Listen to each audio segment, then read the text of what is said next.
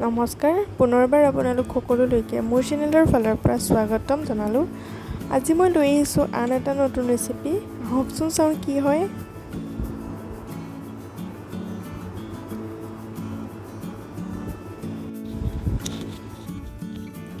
এয়া দৈ লৈছোঁ জোখমতে।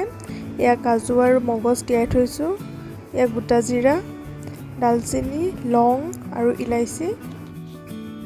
এয়া কেঁচা জলকীয়া দুটা, নহৰু, আদা, কাটি লোৱা বিলাহী, সৰু সৰু 3টা বিলাহী ল'লোঁ আৰু 2টা মিডিয়াম সাইজৰ পিঁয়াজ কাটি ল'লোঁ। আৰু এটা বাউলত মই যিখিনি ড্ৰাই মছলা আছিল গোটেইখিনি এড কৰিম।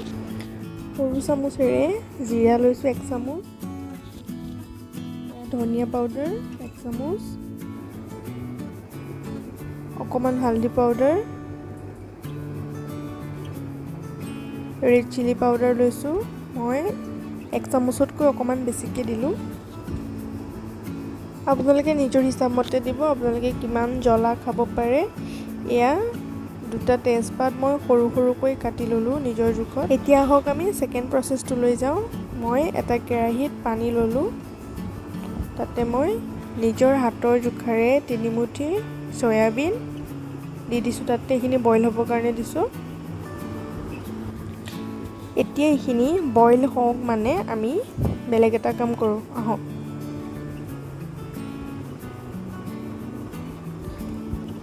পেন এখন পাতি দিলোঁ গেছতে। এতিয়া ইয়াতে মই পেনখন গৰম হোৱাতে ৰিফাইন অইল দি দিলোঁ। ইয়াতে অইলখিনি গৰম হোৱাত ইয়াতে মই যিখিনি পিঁয়াজ, বিলাহী, মছলা লৈছিলোঁ গোটেইখিনি ইয়াতে দি দিম একেলগে।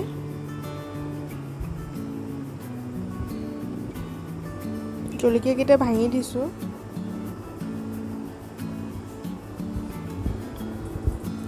এইকেইটাও দি দিলোঁ একেলগে। দি এইখিনি মই এতিয়া ফ্ৰাই কৰিম 10 মিনিটৰ কাৰণে। এই গোটেইখিনি ফ্ৰাই কৰিব লাগিব। অকণমান নিমখো দি দিব লাগে, তেতিয়া ধুনীয়াকৈ সিজি যায় সোনকালে। এইখিনিতে আপোনালোকলৈ এটা অনুৰোধ, ভিডিঅ'টো চাই লাইক কৰিব নাপাহৰিব আৰু কমেণ্ট কৰি জনাব ভিডিঅ'টো চাই আপোনালোকে কেনেকুৱা পালে। লগতে চেনেলটো ছাবস্ক্ৰাইব কৰি দিব আৰু কাষতে থকা বেল আইকনটো প্ৰেছ কৰি দিব আহিবলগীয়া নতুন ভিডিঅ'সমূহ চাবৰ বাবে। আৰু যদি আপুনি নতুন হয় মোৰ চেনেলত, তেনেহ'লে প্লিজ চেনেলটো ছাবস্ক্ৰাইব কৰি দিব আগুৱাই যাবৰ বাবে। আনহাতে যিখিনি মই চয়াবিন বইল কৰিছিলোঁ অলৰেডি, সেইখিনিও বইল হৈ গৈছে কমপ্লিট। আৰু ইফালে এয়া যিখিনি পাচলি লৈছিলোঁ সেইখিনিও হৈ গৈছে অলম'ষ্ট। এতিয়া মই ইয়াতে এড কৰিছোঁ তিয়াই থোৱা কাজু আৰু মগজখিনি।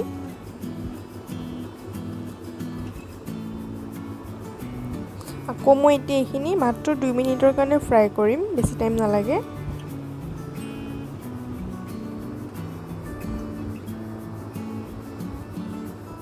এয়া হৈ গৈছে। এতিয়া মই গেছটো অফ কৰি দিম আৰু ঠাণ্ডা হ'বৰ কাৰণে এনেকৈ থৈ দিম। ঠাণ্ডা হ'লে মই পেষ্ট বনাই ল'ম ধুনীয়াকৈ। আনহাতে যিখিনি মই চয়াবিন বইল কৰি লৈছিলোঁ, গোটেই চয়াবিনখিনি মই পানী একেবাৰে নাইকিয়া কৰি চেপি ল'ম। আপোনালোকে এনেকুৱাকৈ চেপিব যাতে অকণমানো পানী নাথাকে। পানী থাকিলে এইটো খাবলৈ বেয়া হ'ব, সোৱাদ নুঠিব কোনো কাৰণতে। সেয়ে যিমান পাৰে পানীটো একেবাৰে চেপি ল'ব। আৰু যিটো পাত্ৰত থ'ব সেইটো একেবাৰে শুকান হ'ব লাগে, পানী থাকিব নালাগে তাতে। ইয়াত দেখিছে মই কেনেকৈ চেপি লৈছোঁ 2খন হাতেৰে। এয়া চাওক কিমান পানী ওলাইছে, খুবেই পানী থাকে। এইখিনি থাকিলে খাবলৈ একেবাৰে সোৱাদ নুঠিব। এয়া হৈ গ'ল। আনহাতে যিখিনি মই বস্তু ফ্ৰাই কৰি লৈছিলোঁ গোটেইখিনি এতিয়া মই গ্ৰাইণ্ড কৰি ল'ম। আৰু এইফালে গেছত কেৰাহী এখন পাতি ইয়াতে মই অইল দি দিলোঁ।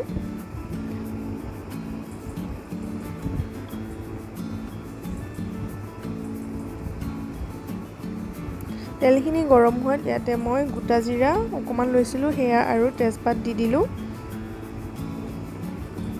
এইখিনি অকণমান লৰাই লৈছোঁ। লৰাই লৈ ইয়াতে মই যিটো পেষ্ট বনাই লৈছিলোঁ সেই পেষ্টটো ইয়াতে এড কৰিছোঁ। 2 চামুচমান পানী দি ল'লোঁ, লৈ পেলাই গোটেইখিনি ইয়াতে ঢালি দিলোঁ।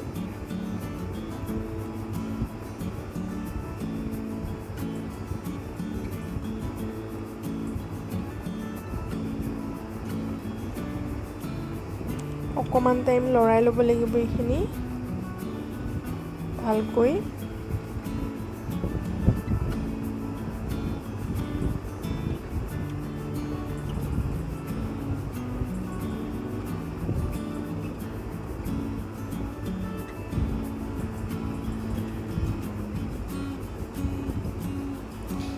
এয়া লৰাই হোৱাৰ পিছত যিখিনি মোৰ ড্ৰাই মছলা আছিলে তাতে মই অকণমান পানী দি মিক্স কৰি লৈছিলোঁ। এতিয়া সেইখিনি ইয়াতে এড কৰি দিম। এড কৰি দি আকৌ এবাৰ ভালকৈ লৰাব লাগিব।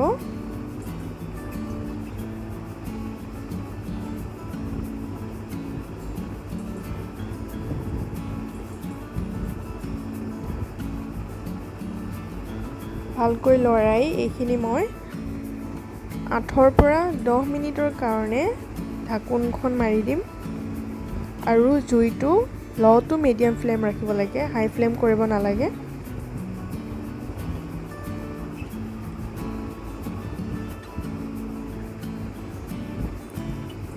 চাওক মই 8 মিনিটত দাঙি দিছোঁ ঢাকোনটো, কিমান ধুনীয়াকৈ তেল বিৰিঙি গৈছে, অৰ্থাৎ এইখিনি ফ্ৰাই হৈ গৈছে, মছলাটো ইয়াতে ফ্ৰাই হৈ গৈছে। যিহেতু এইখিনি আগৰ পৰা ফ্ৰাই হৈ আছিলে, এতিয়া মই ইয়াত এড কৰিম দৈ। মোৰ ঘৰুৱা দৈ হয় এইটো, মই নিজে বনাইছিলোঁ। কিন্তু আপোনালোকৰ দৈটো যদি কিবা কাৰণে টেঙা হয় অকণমান চেনি মিক্স কৰি ল'ব। দৈ দিয়াৰ পিছত আকৌ এবাৰ ভালকৈ লৰাই ল'ব লাগে। আকৌ মই ঢাকি দিম সেই চেম টাইম 8 to 10 মিনিটৰ কাৰণে।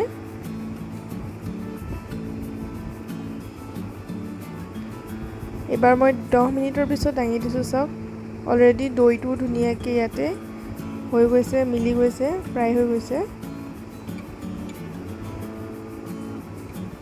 কিমান ধুনীয়া কালাৰ হৈ গৈছে চাওক। খাবলৈ খুবেই টেষ্টি হয়, আপোনালোকে এবাৰ ট্ৰাই কৰি চাব আৰু মোক জনাবচোন কেনেকুৱা পালে খাই।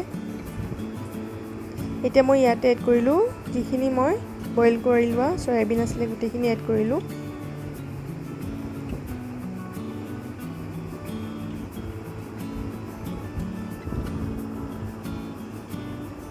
এইখিনি ভালকৈ লৰাই মই আকৌ ঢাকি দিম অলপ টাইমৰ কাৰণে, বেছি টাইম নহয়, 4-5 মিনিটৰ কাৰণে ঢাকি দিলেই হ'ল।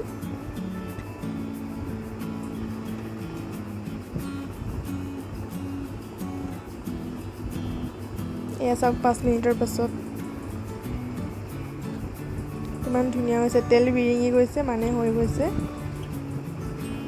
কিন্তু মোক অকণমান পানীৰ দৰকাৰ হয়,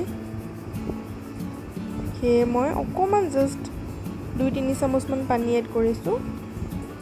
আপোনালোকে ইচ্ছা কৰিলে কৰিব পাৰে বা নকৰিব পাৰে, সেইটো আপোনালোকৰ নিজৰ লগত কথা, সেইটো অপশ্যনেল হয় পানী এড কৰাটো।